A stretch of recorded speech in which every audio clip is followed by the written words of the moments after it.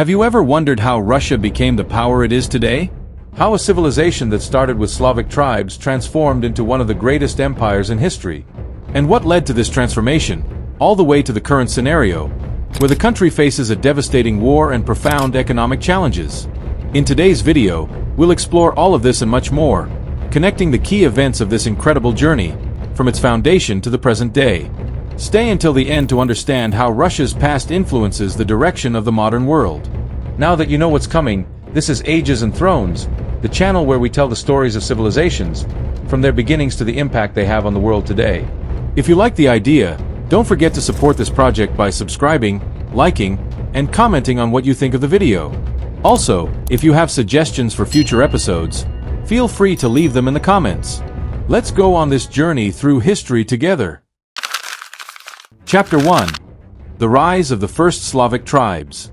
It was a cold, vast, and unexplored land, where the winds cut like knives, and the forests stretched endlessly. There, in the heart of Eastern Europe, the first Slavic tribes began to organize.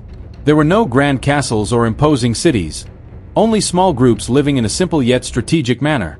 These tribes, though nomadic, knew how to adapt to the harsh environment, forming small settlements along the great rivers that cut through the region. What few know is that around the 6th century, these tribes began to connect. They were not yet a unified force, but the land we now call Russia began to show the first signs of something larger. They were the Slavs, a people who spread across vast regions in a nearly imperceptible yet powerful way, like the current of a river that, as it spreads, shapes the course of the land. Imagine the scene. While the Byzantine Empire flourished to the south and the Vikings made their incursions from the north. Speaking of the Vikings, there's already a video on the channel talking about them. If you're interested, just click on the link in the comment or pinned. The Slavic tribes began to organize in a more complex way. They were not yet empires, but something in potential, like seeds planted in fertile soil, waiting for the right moment to sprout. What was emerging was a fusion of cultures, rituals, and stories intertwining, forming what would later become the heart of Russia. And so, the first seeds of Russian power began to be planted. It wasn't an empire yet, but the foundations were being laid. It was at this moment that a figure, not exactly Russian, but vital to this process, appeared. Rurik. He wasn't just a leader, he was a harbinger of what was to come. The Vikings, with their longboats and fearless hearts, entered these lands, and a new cycle was about to begin. But it's not just Rurik who will be featured here. No, something else was forming in the shadows of the ancient forests. And you will see that all of this would give rise to a vast reign, which, like any empire, could be both salvation and ruin. Now, if you think the history of a civilization begins out of nowhere, with a leader and a victory, prepare yourself. The true story is just beginning. In the next chapter, we will see how the union of these tribes gave rise to the powerful kingdom of Kievan Rus. That's where things start to take shape. Chapter 2. The Foundation of Kievan Rus. Imagine a land where small principalities begin to unite, where imposing rivers wind through vast forests, and the fate of many souls depends on the strength of improbable alliances. It was here, in the heart of Eastern Europe, that a new era began to emerge. The union of the Slavic tribes, until then scattered, was finally forged. And all of this began with the arrival of a man who would become a historical landmark. Rurik, the Viking. Rurik was not Russian, but he laid the foundations for the formation of a kingdom.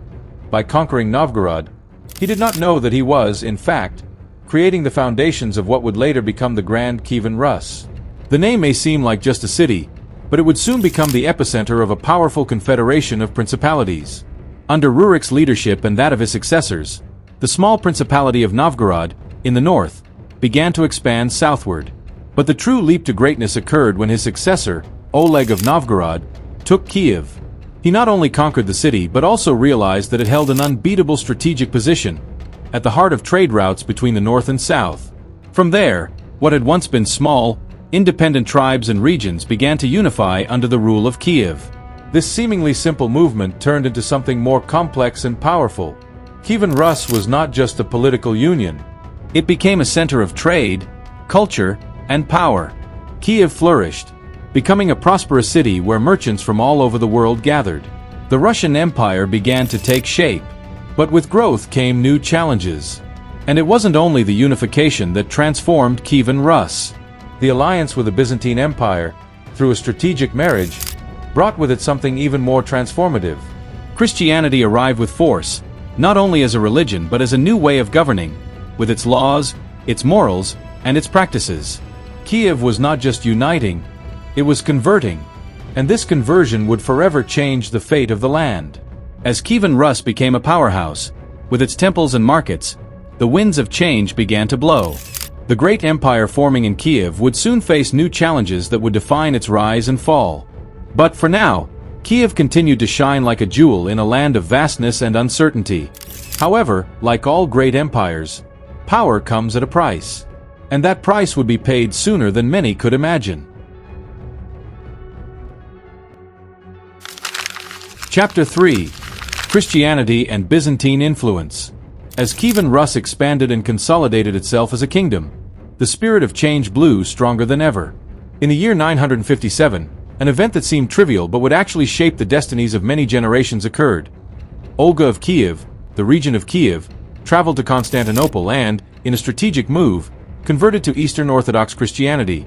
But this decision was not just religious. It was a political move that would open doors to an alliance with the powerful Byzantine Empire. Olga's conversion laid the foundations for something much greater. When her grandson, Vladimir I, ascended the throne, he faced a dilemma. He could continue with the old pagan gods or follow the path of a Christian empire that, like Byzantium, represented not only a religion but a system of governance, power, and, above all, a link to a higher world. Vladimir, in his search for something that would unite his people and expand his influence, made a historic choice. He would adopt Eastern Orthodox Christianity as the state religion of Rus. But Vladimir's decision was not simple.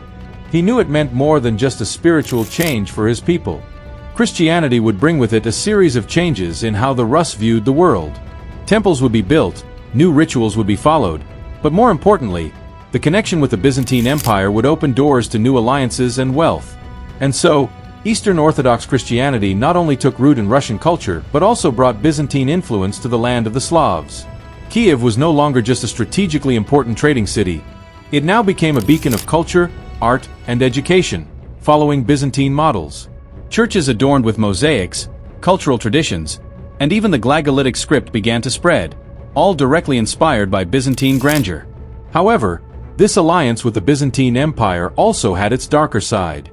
Although it brought tangible benefits, it also imposed on Russia a huge political and cultural dependence.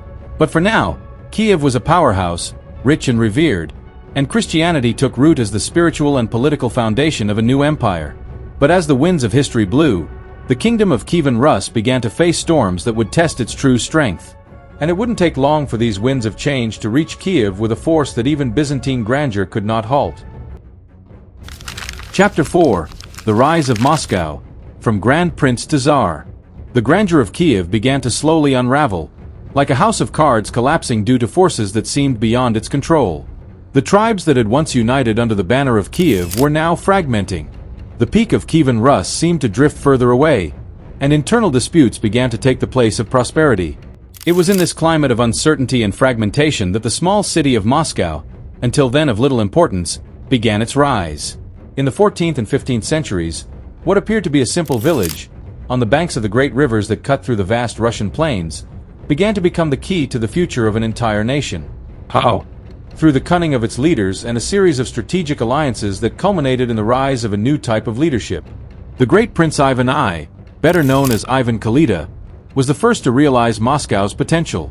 Not only did he manage to keep his city intact during times of invasions and disputes, but he also became the favorite of the Mongols, who, since the 13th century, had dominated parts of Russian territory. By playing the Mongol political game and receiving favors from their rulers, Ivan Khalida ensured that Moscow would grow in power. What few could predict was that this was just the beginning of something much larger. However, it was with the great Ivan III, better known as Ivan the Great, that Moscow took a historic leap. He not only managed to expel the Mongol yoke from Russia, but he also began consolidating the territories around Moscow, placing his city at the heart of a growing unity. He proclaimed that Moscow was the Third Rome, referring to the Roman Empire and, later, to the Byzantine Empire, which had fallen. Ivan III began forging a new Russian empire, with Moscow as its core, ready to become the center of an empire that would challenge the greatest powers of Europe. From that point on, Moscow's image would transform. It would no longer be a small village, but the birthplace of a new power, one that would not only challenge the borders of its own land but would also extend across the world. The future of Russia was being redrawn, and Moscow, with its winding streets and imposing Kremlin, became the symbol of a new era. However, with the increase in power, challenges also arose. Like a snowball that grows larger with every meter it rolls down the mountain, internal conflicts and external tensions began to intensify, setting the stage for the emergence of a new type of monarch, a leader who would have absolute power over all aspects of Russian life.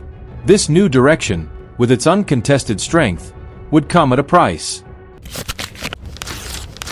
Chapter 5. The Russian Empire under the Romanovs. Imagine the scene. Russia, a vast territory that had already resisted Mongol invasions and taken the first steps toward the centralization of power, now finds itself on the brink of a new era. The 17th century brought with it turbulence and crises, but also a unique opportunity for a new empire to rise. And it is at this moment that the Romanov dynasty emerges, with the ascension of Mikhail Romanov, the first Tsar of this line, after a period of political instability. In 1613, Mikhail Romanov, at only 16 years old, took the throne of an empire ravaged by civil war and external threats. His rise was not simple, but his political skill and the strength of the Romanov family ensured the unity of the empire, which had been destabilized by the so-called Time of Troubles. Mikhail, with his ability to form alliances and neutralize internal threats, became seen as the key to restoring order in Russia. But the real leap to greatness came with his son, Peter the Great. A man ahead of his time, Peter envisioned a more modern Russia, a power on the world stage. What he did was more than just governance. He was the archetype of an absolutist monarch, and his reign became synonymous with transformation. In 1689, Peter ascended the throne and, with nearly unbeatable determination, began reforming every aspect of Russian life. Unlike his predecessors, Peter was not content with the idea of a feudal and isolated Russia. He wanted more. He wanted a Russia that would be competitive with the powers of Western Europe. To do this, he sought to modernize the army, the navy, and even culture, fostering contact with Europe. It was Peter the Great who founded the city of St. Petersburg, a new capital that would symbolize modern Russia. The city was built with a focus on the West, like a window to Europe. But, as always happens with great changes, Peter's reforms were not accepted by all. Internal resistance was fierce, especially among the Russian nobility, who viewed modernization attempts with disdain. However, Peter's vision could not be stopped, and he built an empire that, despite internal tensions, expanded beyond Russia's borders. Under his leadership, Russia became a formidable military power, defeating its enemies, such as the Swedish Empire, and expanding its borders to the Baltic Sea and beyond. The construction of the Imperial Russian state was in full swing, and Peter, with his audacious reforms, secured the Romanov dynasty's place in history. But with great power comes great challenges. The seeds of an imperial Russia had been planted, but what came next would prove even more challenging. Chapter 6. The 19th Century. Revolutions, Reforms, and the Imperial Era. The 19th century in Russia was a stage of immense tensions. The empire, expanded and strengthened by Peter the Great, was now facing a complex reality. At the heart of this vast empire, the echoes of modernity were reaching, but not everyone was willing to embrace these changes. Russia still bore the weight of an outdated feudal system, where the nobility held vast powers, and peasants lived under immensely precarious conditions. The first major milestone of this era was the abolition of serfdom in 1861 by Tsar Alexander II, the Liberator Tsar. This event, which seemed promising, aimed to modernize the empire, free millions of peasants, and allow Russia to move toward progress. But, like many great reforms, its effects were not immediate or widely accepted. What seemed like a victory for many, ultimately led to frustration. The peasants, now free, were still extremely poor and lacked enough land to thrive. But the abolition of serfdom was just the beginning. Alexander II knew that if Russia wanted to keep up with the pace of Western European powers, it needed to undergo a series of transformations. He initiated a series of legal and administrative reforms, aiming to modernize the empire's bureaucracy. His vision was of a more civilized, more open Russia, better prepared for the economic and social struggles of the 19th century. However, what he didn't foresee was the growing discontent among the lower classes, who, even after their freedom, still faced unbearable living conditions. Furthermore, in the midst of the Industrial Revolution, Russia found itself increasingly on the margins of modernization. In a world where technological advancements and new ideologies, such as socialism and liberalism, were beginning to shake the foundations of society. While the empire grew through reforms, tensions multiplied. In the countryside, peasants revolted, and in the cities, an increasingly vocal working class began to demand rights and better living conditions. And when Alexander II was assassinated in 1881, the empire entered a period of severe repression under his son, Alexander III, who sought to reverse many of his father's reforms and adopt a more authoritarian government. This would create an even more tense atmosphere, where ideas for change spread among the intellectual elite, and the first seeds of revolution were silently planted in the minds of those who no longer saw feudal Russia as a viable system. However, these seeds of change would not remain merely philosophical for long. The revolutionary movement would gain strength in the decades to come, creating the perfect storm for a radical transformation. The empire was on the brink of collapse, with the winds of the Russian Revolution already beginning to blow stronger, fueled by discontent that was already sweeping the streets of Moscow and St. Petersburg. And as the 19th century drew to a close, Russia's future seemed ever more uncertain, with old structures crumbling and new, more radical forces quietly forming in the shadows. Chapter 7. The Russian Revolution and the Emergence of the USSR. At the beginning of the 20th century, Russia was on the brink of a radical transformation. The Tsarist Empire, already marked by decades of oppression and inefficiency, was crumbling under the weight of a devastating war and the growing dissatisfaction of its population. Tsar Nicholas II, who proved incapable of dealing with the forces pressing from all sides, saw his government fall before the strength of a starving, hopeless people immersed in social chaos.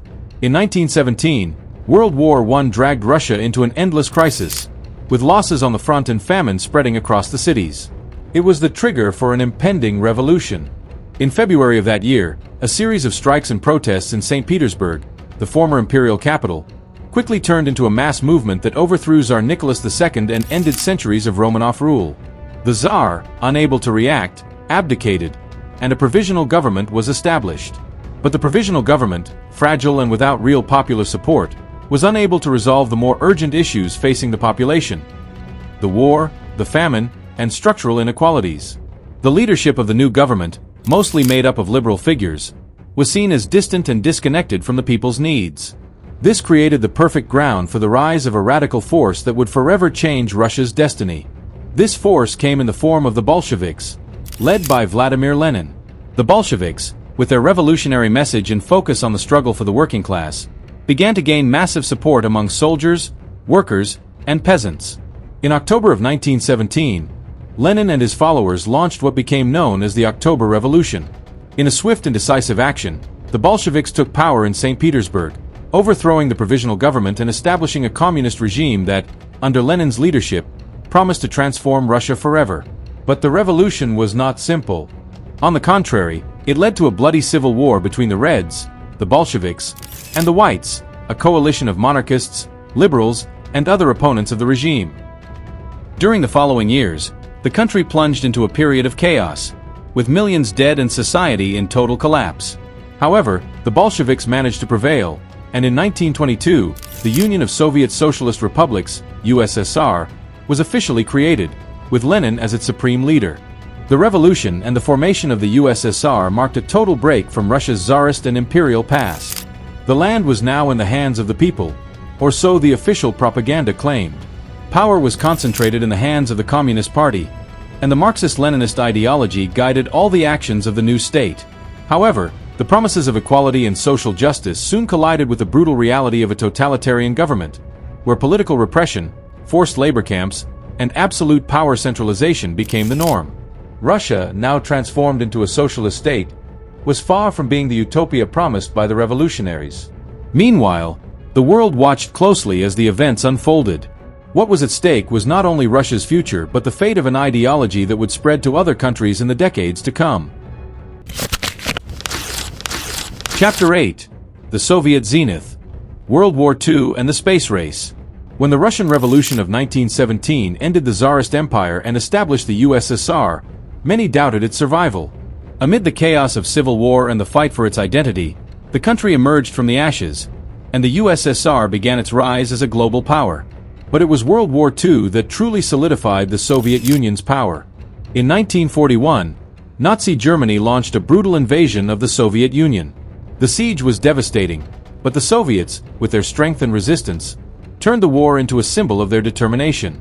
Stalingrad, perhaps the most famous battle of the conflict, was not just a battle, but the turning point in the fight against Hitler's regime. It was here that the Red Army, with inhuman strength and unmatched resilience, finally defeated the invading forces. The cost was high, but the victory granted the USSR the status of a military superpower. Stalin's regime, though cruel and unrelenting, became synonymous with an unbeatable force. Russia had not only overcome the Nazi invasion, but it also emerged as one of the great powers of the post-war era. The price was steep: millions of lives lost, a devastated economy, and cities in ruins. But the victory was celebrated with a patriotic fervor that would never be forgotten. The Soviet victory over Germany was not only a military achievement but a global strategic shift. After the war, the USSR expanded its territory and strengthened its presence in Eastern Europe.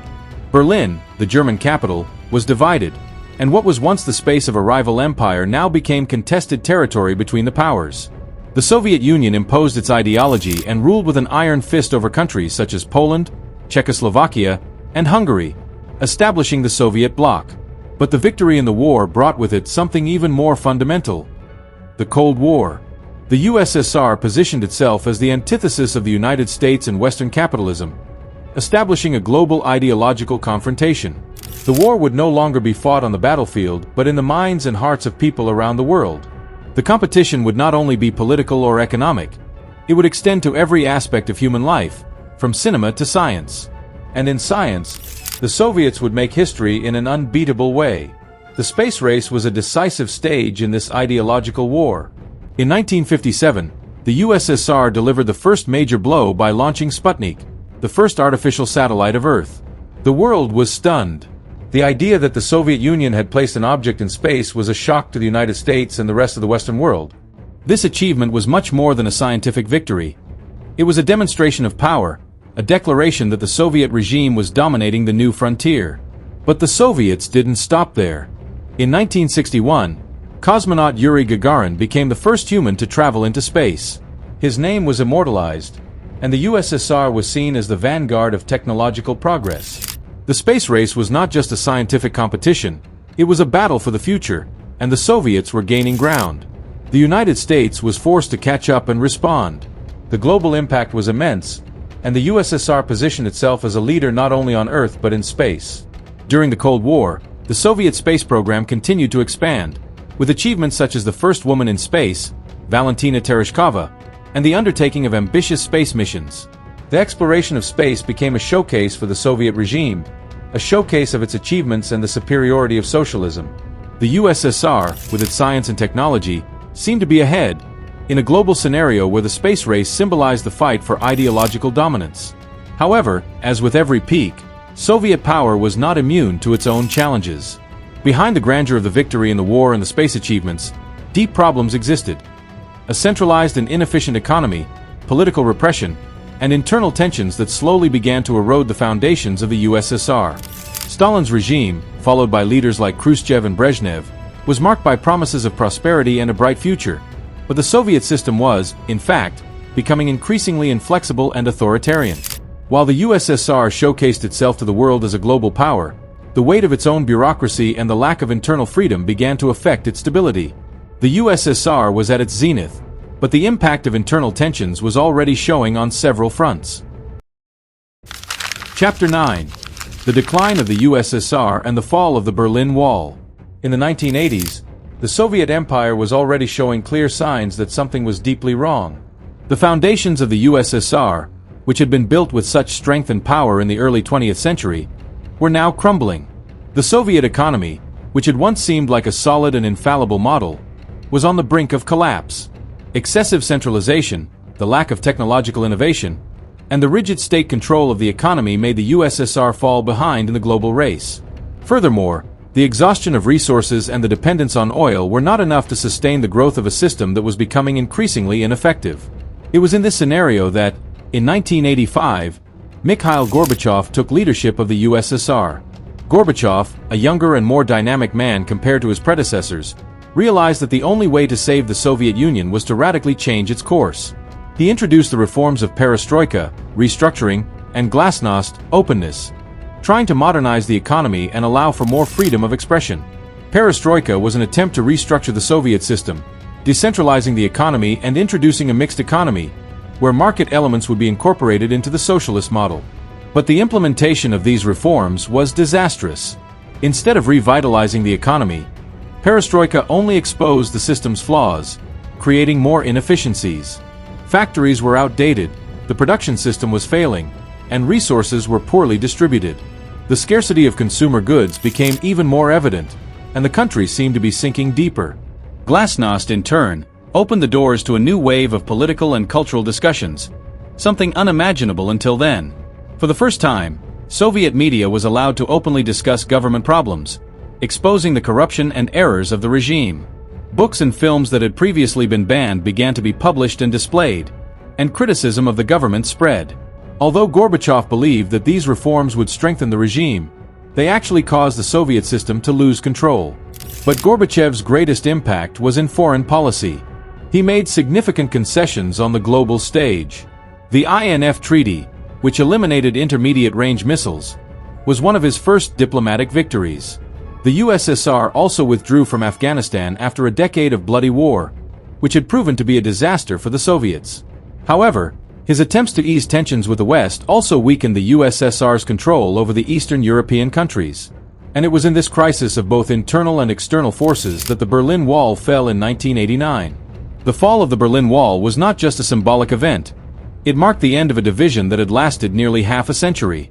During the Cold War, the Berlin Wall represented not only the separation between the Soviet bloc and the West, but also the collapse of the ideologies of communism and capitalism. When the wall fell, Europe began to reunite, and the socialist regimes of Eastern Europe, once supported by the USSR, began to crumble. The fall of the Berlin Wall had a direct impact on the Soviet republics. The Eastern Bloc was no longer under Soviet control. Countries in Eastern Europe, like Poland, Hungary, Czechoslovakia, and Romania, began to rebel against Soviet domination and sought their own paths to democracy and capitalism. The pressure on Gorbachev grew with each passing day. In the Soviet Union, tensions were also high. The Baltic republics, like Estonia, Latvia, and Lithuania, began to demand independence. The nationalist movement spread, especially in the Caucasus and Central Asia republics. But the Soviet government, still led by Gorbachev, did not have enough strength to stop these movements. Each republic wanted more autonomy, and Moscow's control was becoming increasingly fragile. The breaking point came in 1991. A failed coup, led by conservative figures of the Communist Party, attempted to depose Gorbachev and restore Moscow's absolute control. Although the coup failed, it exposed the fragility of the regime. The president of Russia, Boris Yeltsin, seized the opportunity to position himself as the leader of the resistance against the coup, gaining immense popularity and starting the process of dissolving the Soviet Union. In 1991, the Supreme Soviet of the USSR was forced to recognize that the Union was no longer viable.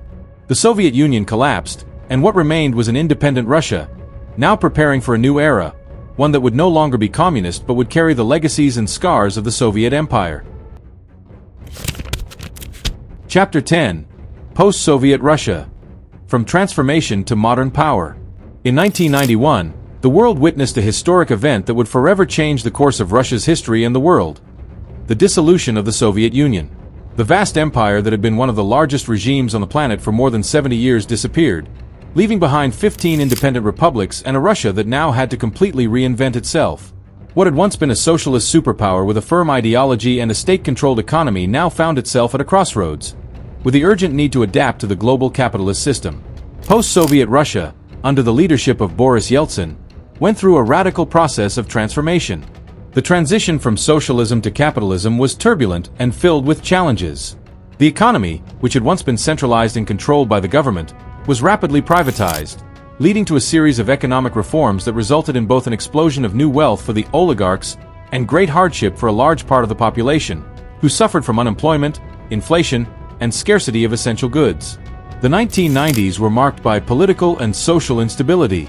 Yeltsin, although popular in many circles for his opposition to the coup of 1991, struggled to control the country. The collapse of the Soviet economy led to a devastating financial crisis, and the country experienced enormous social inequality. Millions of Russians lost their savings, and the middle class nearly disappeared. At the same time, the republics of the former USSR that had become independent were faced with a new political reality, with new borders, identities, and challenges.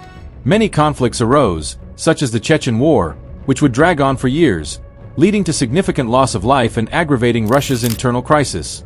But while Russia struggled to adapt to this new world order, a figure was about to take the reins of the country in a way that would change the future of the nation: Vladimir Putin. In 1999, Putin, a former KGB officer and former prime minister, was chosen as interim president after Yeltsin's resignation. In 2000, he was elected president, and since then he has been the dominant figure in Russian politics. Putin's rise to power ushered in a new era for Russia, one that now sought to restore its status as a superpower, or at least recover some of the influence lost after the collapse of the USSR. Putin capitalized on the rising prices of oil and gas, which provided financial relief and gave Russia the power to influence the West energetically. Under his leadership, Russia began to see economic recovery, and the country stabilized after the chaotic years of the 1990s. However, Putin's stability came at the cost of political freedoms and the concentration of power. Repression of political opponents, journalists, and human rights organizations increased.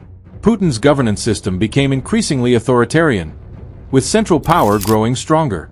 Press freedom was severely restricted, and elections, although held, were widely seen as a formality, with the opposition systematically marginalized and silenced. On the international stage, Russia began to adopt a more assertive stance, especially regarding its foreign policy. The annexation of Crimea in 2014 and the support for separatist groups in eastern Ukraine brought to light the resurgence of the Russian Empire, albeit in a form completely different from the Soviet era. The West's reaction was swift, with economic sanctions that severely affected the Russian economy. Tensions grew, and the war in Ukraine, which continues to this day, became a central point of global dispute. Internally, Putin managed to create a sense of nationalism and Russian pride, with many associating his leadership with stability and the strengthening of Russia after Yeltsin's chaotic years. However, criticisms of the government intensified over time, particularly regarding increasing inequality and the repression of dissenting voices. Post-Soviet Russia, despite its economic growth and renewed influence, still faces major challenges, including an aging population, low birth rates, and tensions with the West. Today, Russia remains a military power with a central role in geopolitical discussions, particularly concerning the Middle East and Europe. However, the question of its internal modernization and democratic freedoms remains a point of tension.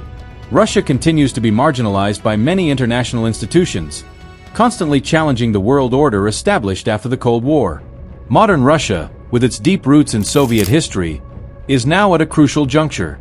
The country's future will depend on how it deals with internal and external pressures, and whether the new generation of Russians will be able to navigate between the legacy of the past and the challenges of the future. Chapter 11: Modern Russia. Between war, economy, and geopolitical scenario. Today's Russia is a country that looks to the future but carries with it the shadows of a complex and often contradictory past. Under the leadership of Vladimir Putin, Russia presents itself as a global power, with undeniable military and geopolitical influence. However, its path is not free from internal and external tensions that shape its role on the world stage. The most notable point in recent years has undoubtedly been the war against Ukraine, which began in 2014 with the annexation of Crimea and escalated in 2022 when Russia initiated a large-scale invasion of Ukraine. The conflict, which has lasted over a year, has devastated Ukraine, generated thousands of deaths and displacements, and brought Russia into direct confrontation with the West. The impact was immediate. The economic sanctions imposed by the United States, the European Union, and several other nations severely affected the Russian economy, resulting in increased inflation, shortages of imported products, and an economic recession. Despite these difficulties, Russia managed to find new allies and establish new trade relations, especially with China and India, which became key partners in energy trade.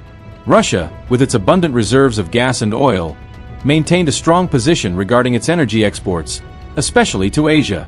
This, however, did not fully neutralize the effects of Western sanctions, which reduced its access to advanced technologies and impacted its long-term economic growth. Politically, Russia remains an authoritarian nation, with Putin maintaining absolute control over the government and suppressing any opposition. Repression of journalists, dissidents, and human rights activists has intensified. And elections, although held, are widely seen as manipulated, with the opposition systematically silenced. Russia's political system continues to be highly centralized, with Putin ruling as a modern czar, strengthening his power through constitutional reforms that allow him to remain in office until 2036. Internally, Russian society lives in a reality of polarization. Nationalism is on the rise, especially with the discourse of restoring the great Russian Empire, and the rhetoric of defense against the decadent West gaining strength among more conservative citizens. However, social tensions are increasing. Unemployment and inequality are issues that continue to afflict large segments of the population, and although Russia has modernized in certain aspects, the quality of life for many people is stagnating. Furthermore, the Kremlin faces structural economic challenges. The Russian economy is still largely dependent on oil and gas exports, and the country is far from being a technological or innovative power. This places Russia in a vulnerable position regarding shocks in the global energy market and limits its ability to compete with major world economies that invest heavily in sectors such as artificial intelligence, biotechnology, and renewable energy. On the international stage, Russia finds itself increasingly isolated, but also willing to challenge the world order dominated by the West. The Cold War 2.0 seems to be underway, with Putin's Russia taking an aggressive stance against NATO, the European Union, and the United States. At the same time, it seeks alliances with other non-Western powers, such as China, with which it maintains close relations both in trade and military terms. But, despite the show of strength on the global stage, Russia's future is not guaranteed. The growing internal tensions, international sanctions, and economic challenges demand deep reflection on the country's future. Putin's regime has been effective in concentrating power, but as time goes on, internal pressure is growing. Russia faces demographic issues, with a declining population and a small middle class, in addition to challenges posed by growing inequality and a lack of political freedom. In the coming years, Russia will continue to be a relevant power, but how it deals with its internal contradictions and international resistance will be one of its greatest enigmas. The country is at a crossroads, between the desire to restore its historical grandeur and the urgent need to modernize and integrate more fully with the global economy. And so we come to the end of our journey through the history of Russia, from its primitive origins to modern Russia, with all its challenges, achievements, and transformations. The trajectory of this country is not only fascinating but also full of lessons for today's world. Russia, with its immense complexity, continues to be one of the greatest protagonists on the global stage, and its history, as we've seen, is marked by a constant struggle between the past and the future. If you enjoyed this deep analysis and want to continue following the history of great civilizations and their impacts on the world, don't forget to subscribe to the channel and activate the bell so you don't miss any episodes. If you liked the video, leave that like and comment on what you thought of the journey through Russian history. Is there something you would like to see in the next video? Or a suggestion for another civilization? Your opinion is super important to us. See you next time, where we will explore new stories, new empires, and new challenges. Stay tuned, because history never fails to surprise us.